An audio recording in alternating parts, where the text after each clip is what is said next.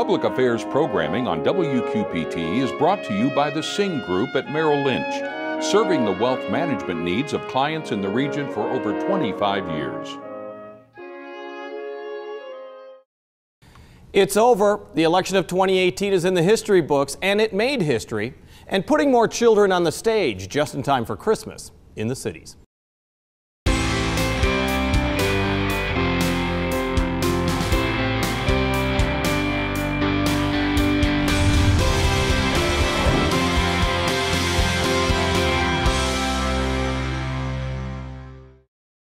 You may say you're tired of the elections, but we saw a record number of people in the cities vote early, and Election Day was one for the record books as well. So what did you get now that the dust is cleared and the votes have been counted? Joining us is Scott County Republican Chair Linda Greenlee and Scott County Democratic Chair Tom Hart. Thank you both for joining us on this post-election day. Thank you for having us. Why don't you give me your first blush on Election Day? I mean, let's talk about turnout first. Was it pretty impressive as far as the Republican get out the vote cause? Well, I don't think it was as big as I'd liked it to be, but it worked. Yeah. I mean, that's the important part. Did you do something different this year? I mean, it seems like more and more, well, obviously more and more people are doing the early voting. Yeah, we were pushing that too, just as well as the Democrats were pushing it. Unfortunately, the Democrats were ahead of us when we started, but we caught up because our Republicans love to go to the polls.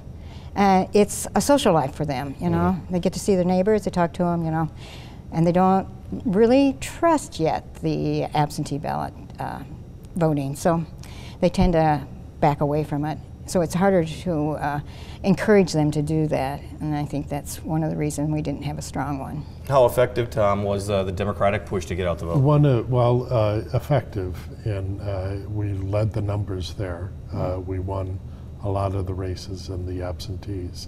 One of the benefits of Iowa is it's a paper ballot, and it's really the same whether you vote early or remotely or on election day. So you might as well go early and avoid the long lines. Have you been able to look at some of the results as far as your effectiveness for getting young people out to vote or your effectiveness at getting women out to vote? Tom, let me start with you on that. I haven't done the analysis of that, just at the raw numbers, and we got more Democrats out to vote, and we were happy with that. Well, and Linda, do you have any idea as far as demographics? Haven't had any idea. Yeah. I've been just trying to catch up on my sleep. And well, let me start with some of the races, because obviously the big marquee race was the governor's race, and we've got Kim Reynolds now the first elected female governor for Iowa. How important was that? That was awesome. I mean, we haven't had a woman governor who has actually been elected. Now, she won it through being with Branstad and him being appointed in another position, and then she was able to take over. But now to be elected, she can really claim that position as the first woman. Is it mostly it's the economy stupid? I mean, is that the real reason for the victory, is that the economy is doing so well in Iowa? Well, unemployment's down, and yes, the economy is going good. I mean, it makes a big difference. If you're making more money, you got more money to spend. If you got more money to spend, you got more taxes to work with. Well, and we knew it was going to be a close race, Tom. I mean, Fred Hubbell's not really that well known across the state at the beginning of this campaign, obviously. How did you see his campaign finishing? You know, that's a well-known Des Moines name. It's not as well on the fringes, but it's an old Des Moines name. And I think he ran a good campaign, and I really expected him to win. I was disappointed that he didn't. But, you know, the voters have spoken. Very close race. Everyone said it would be close, and it was, but the Republicans pulled it out. Do you think this is the last we hear of Fred Hubbell? I think so. As a candidate, I mean, Fred is in his mid-60s, and I think he gave it a really good shot, but I haven't talked to him yet, and you never know. His running mate, of course, Quad Cities State Senator Rita Hart. She did not run for re-election. We'll talk about her district, though. Is this the last we hear of Rita Hart? Well, I don't know. You know, I know Rita in a family way, and that she's married to my cousin. That does play a factor, exactly. Been in politics only recently, but you know, she's smart, she's talented, she's younger. you know, we'll see. I don't know what Rita's thinking. And I always kind of laughed when I was a candidate. That would be the first question on election night or the day after, are you going to run again? And that's the last thing you want to talk about after an election. I mean, let's be honest, you pour your heart and soul into a race, especially and you're in those exhausted at the end of it. Everybody's exhausted. Well, let's talk about her district, though. I mean, it was a Democratic district, of course, and now it's gone Republican, with Chris Conoyer winning, defeating Patty Robinson. Tell me a little bit about what that loss means to the Democrats. Well, we actually went down in the Senate in Iowa. We had a tough hand in that we're starting low, and they made a couple of significant gains, the Republicans, including that one. Patty Robinson was a very good candidate, but she was a late start. You know, we didn't get on that until August. Right. And whereas Conoyer had been at it for some months organizationally, and it doesn't always translate when you have a new candidate. So tell me about that race. I mean, that's a big pickup for Republicans, especially in eastern Iowa. Well, it was. I mean, Clinton's mainly a Democratic area, so she had to really hustle and. And to be honest, that's Patty Robinson's home base as right, well. Right. So she had to door knock and really get across her message, and she did a good job, and we're proud of her. She's awesome. So tell me about the Republican hold of the legislature right now. I mean, a lot of people were wondering whether or not there was going to be this blue wave, whether or not you were going to get a blue governor and you were also going to get a blue legislature, and that just simply did not happen. I didn't feel it out there when I was talking to the people. When I was door knocking, I didn't get that impression at all.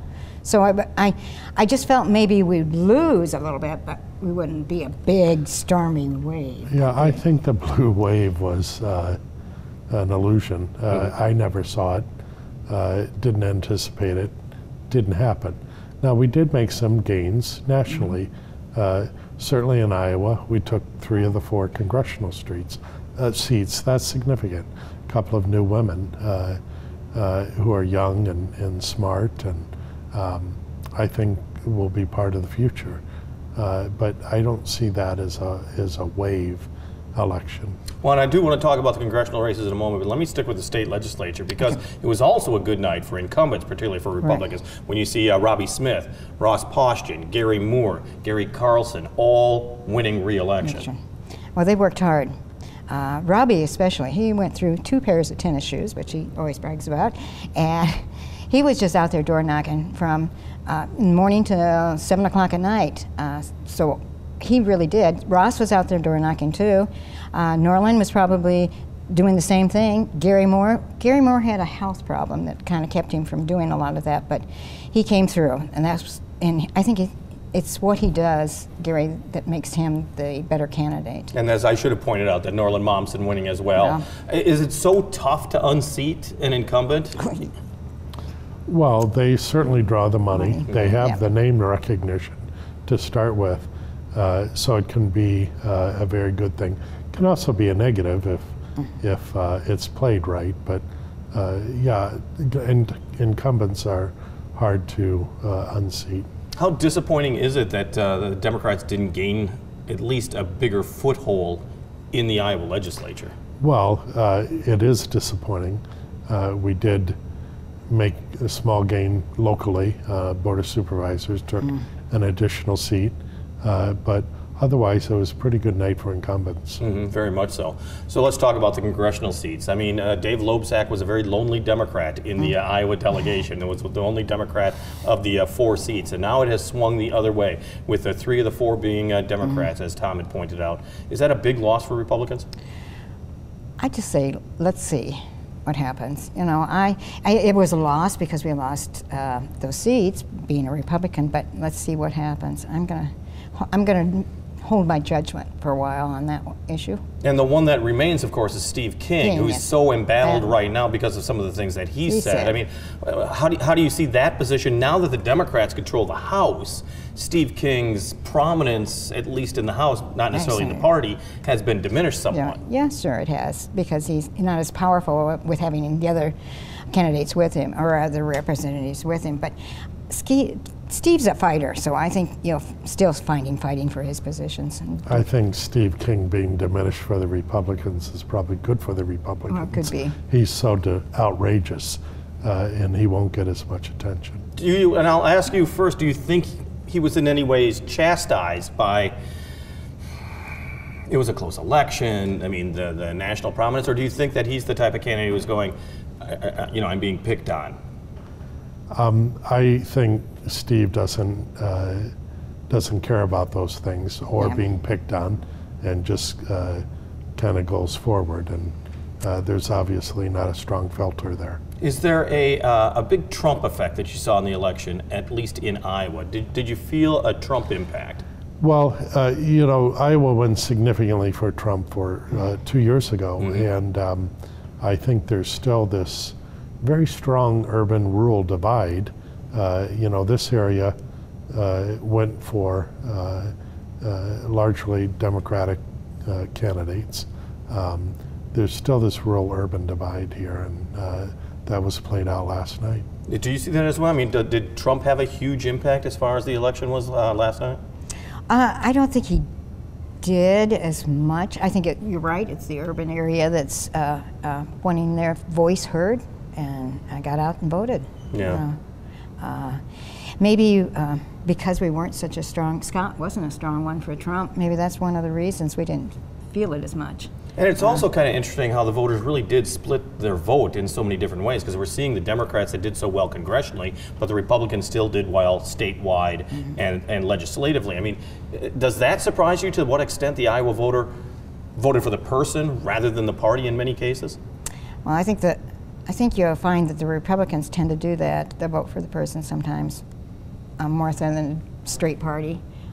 Democrats might not. They might just go straight party. We have this issue now that you can't vote straight party, right, which I think that was a challenge for a lot of people because they had to bubble in each candidate, and maybe that was making them think more about who they were voting for, and then finding out more about the candidates. It would be helpful if they did. Well, I'm sorry, Tom. Well, these patterns, I think, are hard to figure out. Yeah. The Democrat won state auditor. That's not usually a hotly contested race. That's a hard one to figure out. Yeah. So we'll see as in the coming weeks of analysis, but I think it's hard to establish a pattern sometimes. Well, there's a lot of money put into that state auditors. We could have taken that money and used it in other areas. I mean, if you want to talk about solving problems in government, take some of that money and put it in there. I mean, that was like $1,002 million that was spent against Mary Mosman. She had $80,000 and something. That's a big difference. So we just have a few moments left. What's your top takeaway from the election of 2018? Get myself prepared for 2020. Is that true? I mean, I know that after a hard-fought battle, you don't want to think about the next election, but you almost have to. Yes. Well, you're always thinking about the next election. Yep. And these things ebb and flow, and I don't think it was a bad year for Democrats nationally, and mixed results in Iowa, but we all live to fight another day. Isn't that true? Democratic Chair Tom Hart, Republican Chair Linda Greenlee, thank you so much for joining us, and we do appreciate it. Yes, thanks. In a moment, it's time for the children to take the stage. But first, here's Laura Adams, Out and About. This is Out and About for November 5th through 11th. Hi, I'm Laura Adams. Kick off the holiday season at downtown Moline's Holiday Hop. Visit Santa, get a free book, see the Grinch, and take advantage of specials on the 9th. Niabi Zoo is hosting Breakfast with the Bald Eagle for Veterans Day, November 10th. St. Ambrose is holding a trivia night benefiting the Alumni Association and Children's Campus at the Rogalski Center on November 10th. The Quad City Symphony Orchestra's Volunteers for Symphony are holding a trivia night to support music education the 10th at the Eldridge Community Center. The Quad Cities Fall Success Fair, where veterans find connections for employment, education, and service, takes place the 8th at the Holiday Inn. Quad Cities Interfaith is holding a fundraising breakfast November 8th at the Rogalski Center. The music of celebrated composer George Gershwin is featured in performance at the Hogberg Center the 10th. The beloved musical Annie opens at Circa 21, and next door at the Speakeasy, catch the Manny Lopez Big Band. Multi-Grammy Award winner Bill Gaither hosts a spectacular evening of music featuring the Gaither Vocal Band November 10th at the Adler Theater. QC Theater Workshop presents Top Dog Underdog, a darkly comic story of sibling rivalry, opening November 8th. The Neil Tunnicliffe Benefit Show, performed by the Bucktown Review, takes place at the Rock Island High Auditorium on the 10th, and Alleman High School presents the musical Hairspray through the 11th.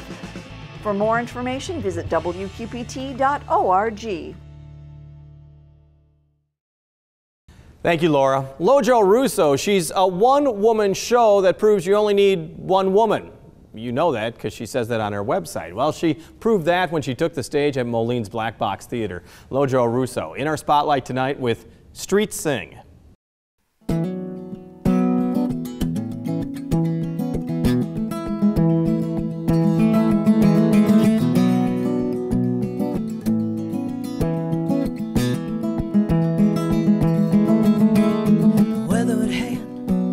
A battered case tells the story of the ride. There's a little piece of sidewalk where he spends his days, like an island in a sea of discontents. He's a street singer, bell ringer, calling the weary to the fold. He's a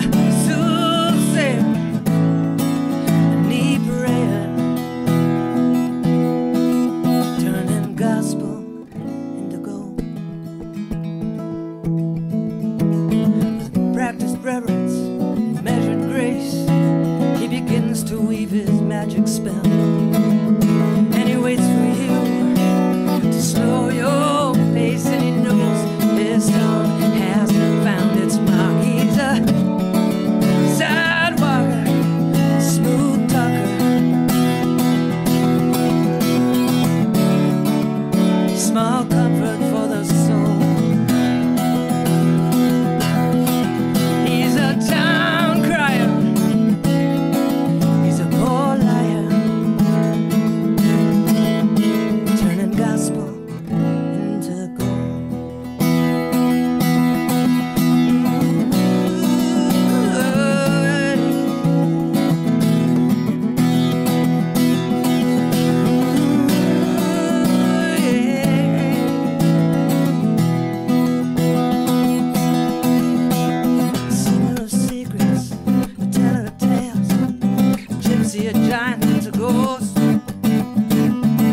sings like an angel on his way to hell, shows you the way when you're lost.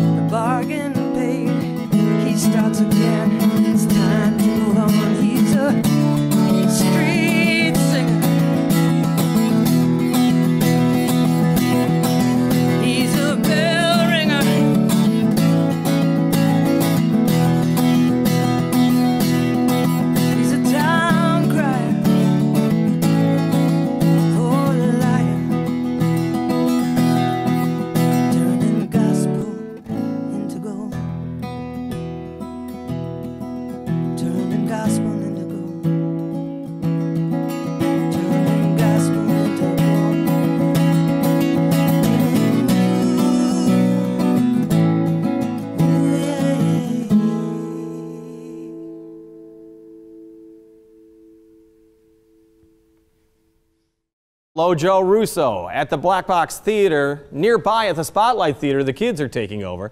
The Spotlight has taken over the Scottish Rite Cathedral in Moline. They're now hosting events, the ballet, stage shows, and a children's theater. And joining us is Brent Tubbs, the co-founder of the Spotlight Theater.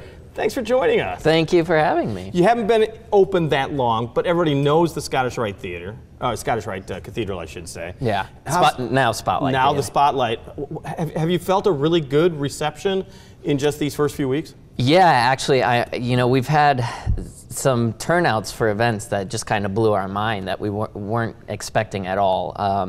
The very first thing we set out to do was kind of start this children's company, and our summer camps were at maximum capacity. We just had our fall show, The Hunchback of Notre Dame. That brought in way more people than we had expected. And we have our fall kids classes going on now, and so it's been great. So what does that say to you? I mean, that it's so successful that kids are getting actively involved at your facility. I mean, is it there's less for them to do at school? Because I mean, ever thought that you do drama at in your middle school or your high school? Yeah, it's interesting. I mean, a lot of the schools, some of them offer theater like as an after-school activity or something, and some don't. And so, there wasn't anything in the Moline area that the kids could do. We've talked to a lot of families that live in the Coal Valley area that they don't want to drive as far to take a kid to their class or that sort of things, because there are classes in Davenport and in Rock Island, and so yeah, just having that option in the Moline area, I guess it's something that they were wanting. So November 16th and the 17th, your theater is doing Alice in Wonderland Junior. First off, tell me about the cast. Yeah, so it's all kids. So one thing we wanted to do too with these kids classes, we didn't. It wasn't necessarily a class where they come in and we teach them about blocking or we teach them about memorization. We wanted, and this is kind of goes for our whole theater, is that we want everything to be an experience. Whether you're coming to see a show, you're coming to see the ballet, whatever is going on at the theater, we want it to be an immersive experience. So rather than have it be just a class where we're standing up and teaching, we wanted to encompass it within a show. So the show they're doing is Alice in Wonderland Junior, and they're learning those same things, blocking, memorization, singing, and all that, but by doing it in the show. So they're putting on a full performance. It's an hour. The Alice in Wonderland is an hour-long performance. There's going to be full costumes, there's going to be makeup and set changes. And total immersion. Yeah, exactly.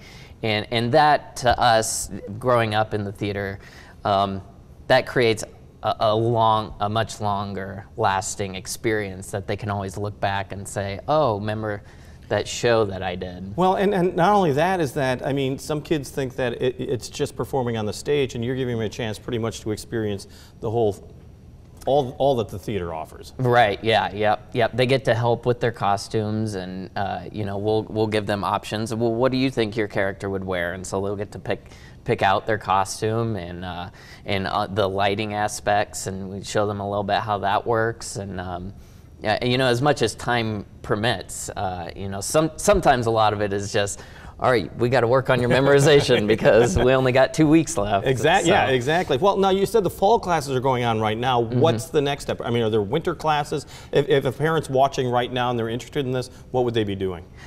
So yeah, our next step will be our winter classes.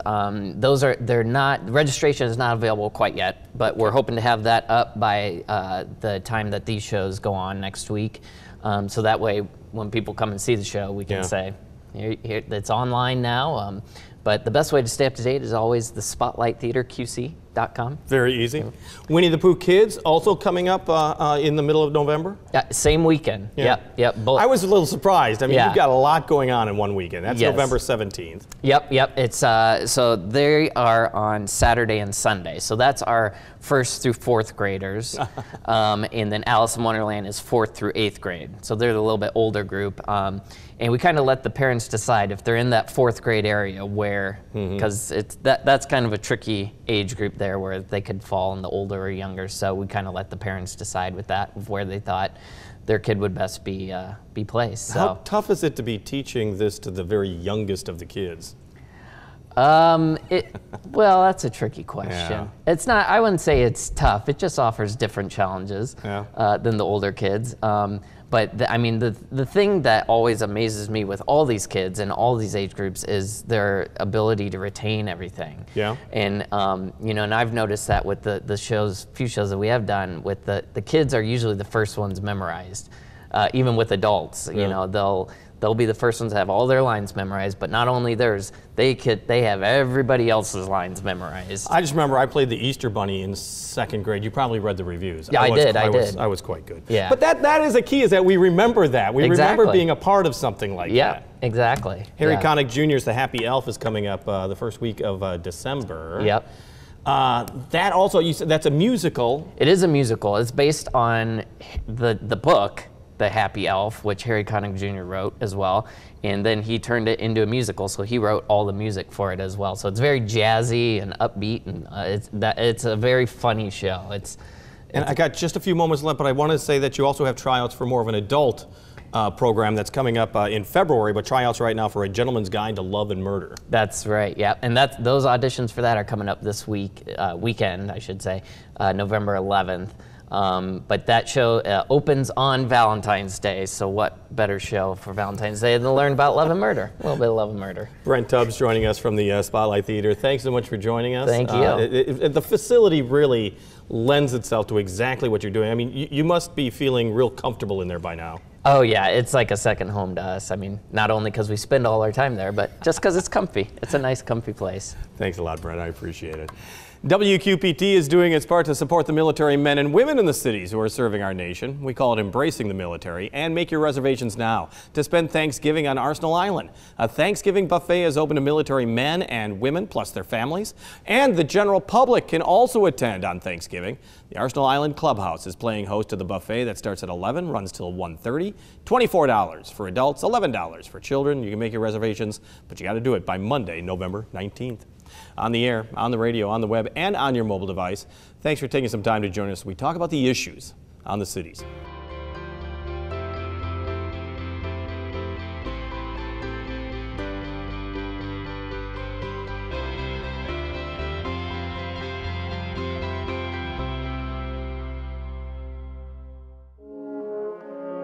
Public Affairs programming on WQPT is brought to you by the Sing Group at Merrill Lynch, serving the wealth management needs of clients in the region for over 25 years.